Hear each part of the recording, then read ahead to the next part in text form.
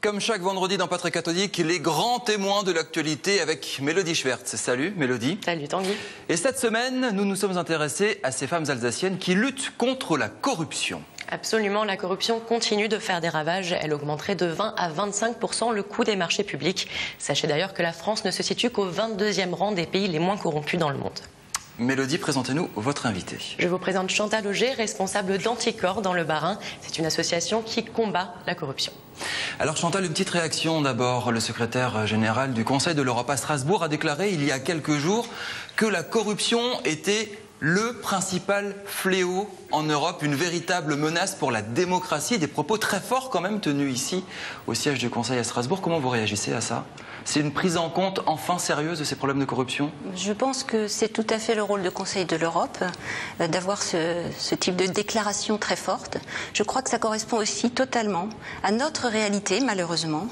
Nous sommes créés depuis 2002, depuis 10 ans, et nous sommes donc une association qui vise à restaurer l'éthique en politique, qui vise également à rendre confiance aux citoyens dans leurs représentants politiques. Et il y en a bien besoin. Si nous avons été créés en 2002, c'est justement parce que la défiance des citoyens avait amené Le Pen au second tour des élections présidentielles. Rappelons-nous, un vrai cataclysme dans notre pays.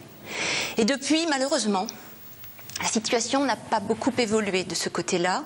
Nos adhérents augmentent. Nous avons passé la barrière des 1000 adhérents en France et ça n'augure rien de bon.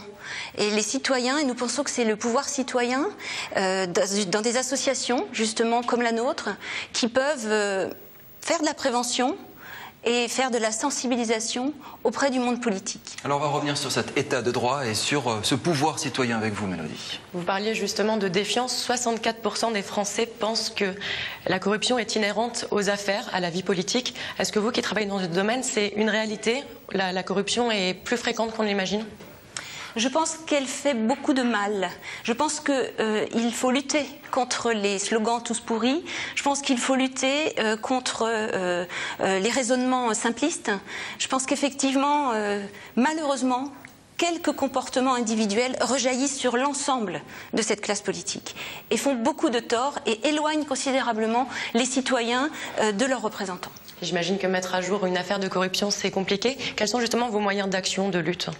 Alors, nos moyens sont surtout des propositions que nous portons auprès des élus.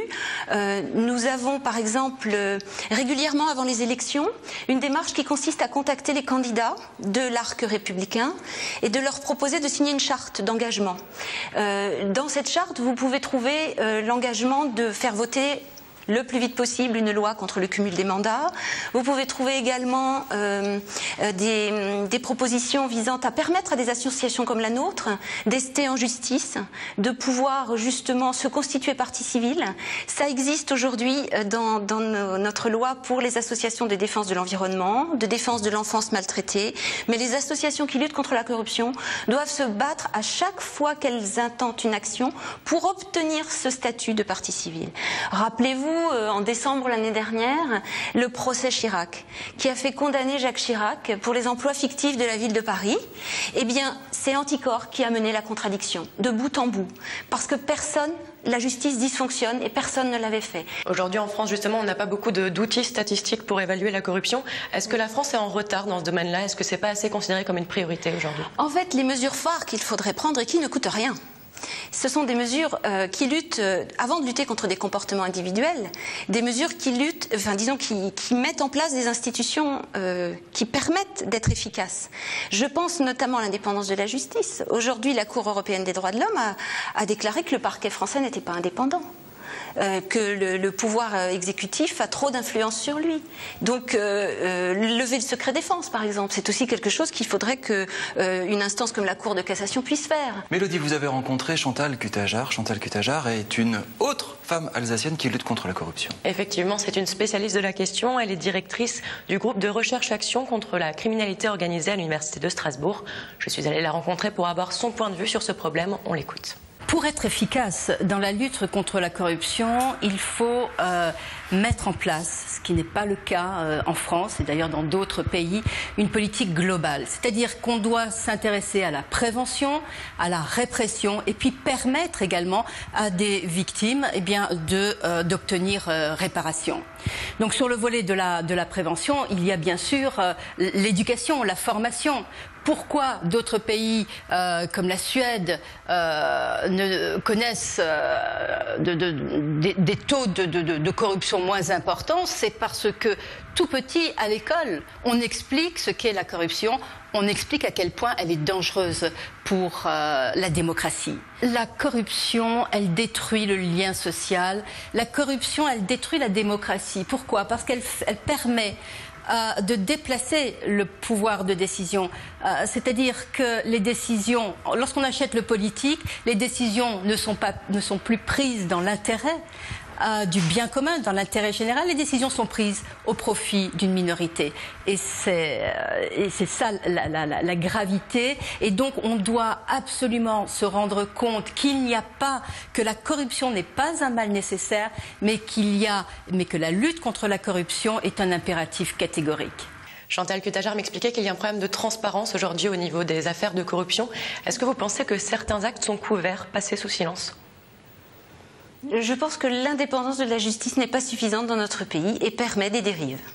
La corruption est justement quelque chose qui fait encore peur. Vous-même, vous avez été démise de vos fonctions d'adjointe au maire. Pour avoir créé ce groupe local, effectivement, et avoir adhéré à Anticorps, ça en dit long sur les évolutions de mentalité qu'il faut encore faire évoluer dans notre pays. On a justement l'impression qu'il y a beaucoup de choses à faire pour lutter contre cette corruption, que c'est de plus en plus difficile parce qu'il n'y a pas assez de transparence, pas assez de moyens. Vous pensez qu'un jour, ce sera possible d'effacer tous ces actes ?